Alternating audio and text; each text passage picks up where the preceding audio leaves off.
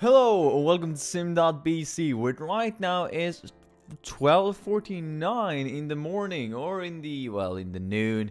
I've seen so many people asking me like, why are you saying the morning when it's 12:49, when it's 1:05, when it's everything after 9 o'clock in the morning? Why do you say it's the morning? And I'm like, well, because my sleeping schedule is as it is, and in my opinion, from my perspective, this is the morning right now. Why? Well, because I'm a student and I don't have to get into a regular schedule, because I can actually study whenever I want to, and since I'm doing this, I can do this whenever I want to. So yeah, that is pretty much why.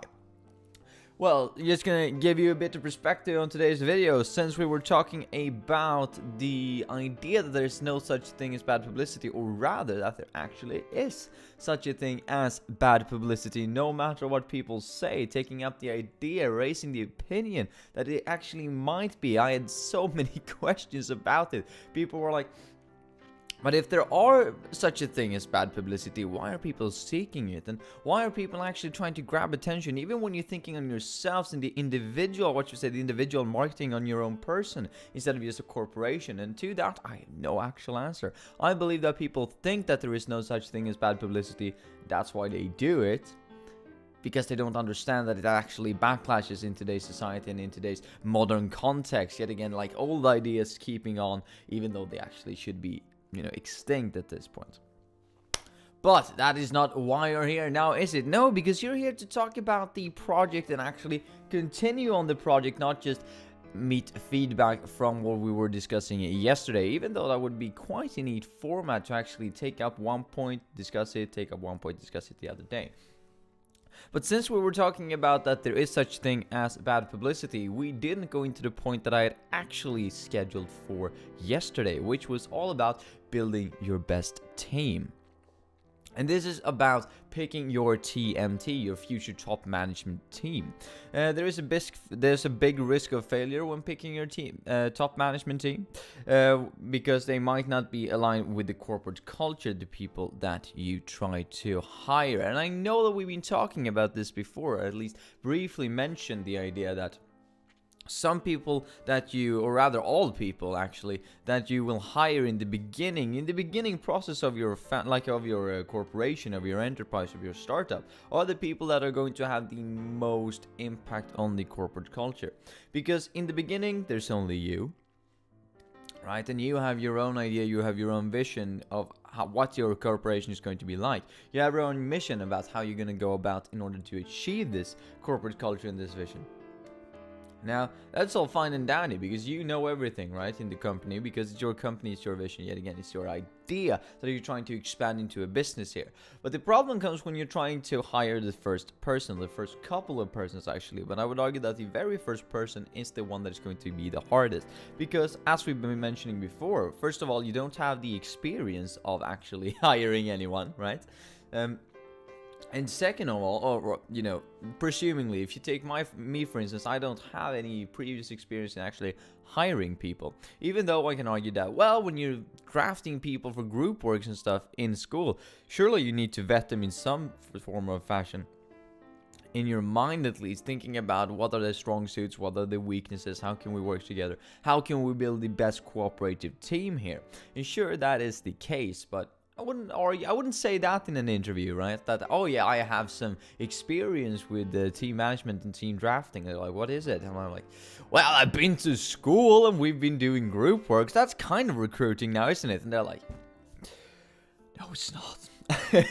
But anyway, the idea is that many of us don't have the relevant experience in drafting, what you were saying, recruiting, in the HR that you need to have in order to make an educated or an experienced choice when it comes to actually hiring people in the beginning. So the first person that you're going to hire is going to be the hardest one to hire, because it's probably going to be the first person that you hire in your corporation and the first person that you hire ever overall. And that just adds on to the complexity of the first hiring process, because not only is this person going to be the first one that you hire, it's also going to be the person that has the most impact on the corporate culture. Because yet again, when it's only you have your idea. When you introduce someone else, their ideas is going to clash with your ideas. And since you probably are going to run with one employee for a couple of years, like for a long extent, like for a long amount of time, like first of all, you've been doing it so that you know that you get profit, and now you have enough profit and you have enough traction and enough, well, what you say, demand, so that you actually need to have another person. And that's all good. That's perfect. That is going great. That is going in the right direction. Now you need to have another person, right? And when you hire this person, the point I'm trying to make here is that sometimes you will hire one person, and then the next week you will hire another one, and then another one, and then another one, and it's go quite quickly. But I would argue, on average, you might have the first employee for, let's say, 6 months, a year, maybe 1.5 years, before you either let them go, hopefully not, because you miscalculated the demand and the manpower needed to do the work that you do, or that you hire someone new because you've seen that this is actually working, so you're trying to hire a new person into the team. Which means, either way, that if we go out after this average of, let's say, 6 months to a year, this person is going to have about that amount of time, that period of introducing their opinions and, well, what you would say, go back and forth on their take on the corporate culture. So yet again, their opinion is going to be is very strongly going to indicate and is very strongly going to influence the corporate culture that you try to establish as a founder. And the implications here are that, well, when they come up with their ideas and their takes on the corporate culture, this will obviously influence it in the long run. So the first person that you need to take, because this is all about building your best team, right? Not the best team overall, because if you're going to make the best team overall, you just pick the people that you have, access to, that are the best at what they're doing. And sure, some people work like that. Some corporations work like that. Why? Well, because it's arguably one of the best ways of actually working with this. You take the people that are best at what they do, and that will yield the best performance. And in theory, that is all correct, probably, because you see the people who are doing the most, who have the low-hanging fruit principle, the people who are actually best at it, and therefore needs the lowest amount of wage in order to, compensate their opportunity cost. They are going to be really good at it, and yet again, in theory, they will produce the highest amount of productivity and the highest amount of product. They will produce that because all of the individual people in the team are the best at what they do. However, and this is why it's so important that you build your best team, is that when you put all of these people together, they need to work as a as a function of their own. They need to work as a team, not just a group of disorganized people that are very good individually. They need to be able to work together in a very good fashion and in a very good way. So when it comes to making your best team, it's not as easy as just looking at all the people and say, well, you're best at that, you're best at that, and you're best at that. Because then when you put all of these 3 people together, it might turn out that, well, all of you have very different opinions on where we're going with the corporate culture, and especially in comparison to me, because I had a completely different understanding of what I was supposed to do. You have very different visions of where the company is going to end up in 20 years. You have very different opinions about how long you want to stay here. So, per usual, how much you want to invest in the team overall. You have very different opinions about how you actually work at your workplace. Do you have, do we have relations that extends above or further than just work? Can we actually hang out in the in our leisure time, in our leisure time? Can we do that? Can we not do that? Is that okay? Is that not okay? And that might seem like an easy fix, because some people just say, well, if they don't, then just leave them be at their leisure time and when they're not at work, and that's be that. Well, of course that's an easy fix, but this is just one of an indistinguishable amount of variables that can come in when it comes to different people working together. So you want to have people who are very similar, right? And this is kind of a problem, one would argue, that you want to have people who are very similar so that they can actually work together in a good team. However, you want people that are different so that they will bring in different perspectives,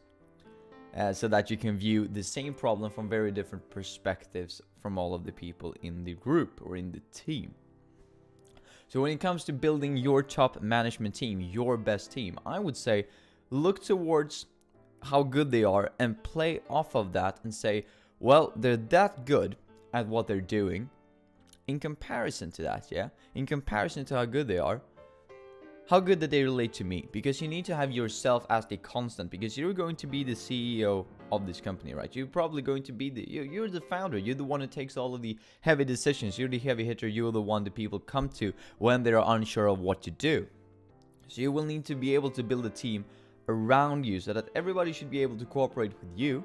Because if everybody is, able to cooperate with you, no matter how different they are, they're probably going to be able to go through you when it's a decision that they need to make, if it's something concerning another person. Now, hopefully you shouldn't need to babysit them and they come to you and say like, hey boss, Jerry over there did something bad. And you're like, Gary, why are you telling me this? Why aren't you just telling Jerry directly? Of course, you don't want that kind of, well, maybe you do. That's, depending on your corporate culture that you want to establish. But me, personally, I wouldn't like that. But if you build it around that everybody should be able to cooperate with you on a personal level, then if all of them can cooperate with you on a personal level, one can argue that they should be able to find some sort of similarities between each other as well and play off of that when they're working together and hence establish a team together. And that's why many people in HR, when it comes to the interview, look for the personalities and look, well, do I like them? Because if I like them and they like me, well, then we'll have some sort of constant work with all the people that we actually hire. Which is kind of a good idea yet again. It kind of closes out diversity in one way and introducing it in another. And it's probably not the optimal way of doing it, but it's one way of doing it. So, when it comes to hiring your best team, to end this off, to shorten this off, because I need to go in like 5 minutes. When it comes to actually hiring your best team, there are a few things that you need to keep in consideration. One is that, well, you shouldn't only pick the people that are the best at what they do, because you should consider that they should be able to work as a team as well. And that's very important. Not just the best at what they do, need to work as a team as well. And the first people that are going to come into the corporation are the people that are going to influence the corporate culture the most, because they're the people whose voice are going to be heard the loudest in comparison to you, right? In the beginning, because later down the line, when you have 100 employees, let's just say it's just a number, right? The person who's getting hired has lesser an extent to influence the corporate culture in you directly than the first person who came in that you work with day and night, all days of the week for a year. And then the person, or the intern rather, that's getting hired 5 years down the line or 6 years down the line, that is the 100th or the 110th employee, and you're just like, I don't even know the name of him or her. Which means that, well, they won't have equally as big of an opportunity to actually influence corporate culture. Now, that doesn't say that they might not be able to do it, depending on what corporate culture you have established, but still, the first people in are the ones who are probably going to influence the corporate culture a lot, and actually contextualize it and define it, because you might have said that this is my corporate culture, it's all makes sense to me up in my head, but then when people come in and actually interact with it, that's when it's actually going to be established. Anyway, mates, that was everything for me today. So just keep in mind as we leave this topic, right? Build your best management team. Don't build the best management team, right? Because that's stupid. Because that probably means that you won't be able to work with them that well. Now, it doesn't necessarily mean that, but it could mean that. Build your best management team, yeah? The people that you actually can work with, the people that you want to work with, and the people that bring you into work every day and make you feel like, yeah, I want to work here, instead of, oh, I started my own business and now this is just such a drag. But anyway, mates, that was everything for me. Have a nice one and I'll see you tomorrow.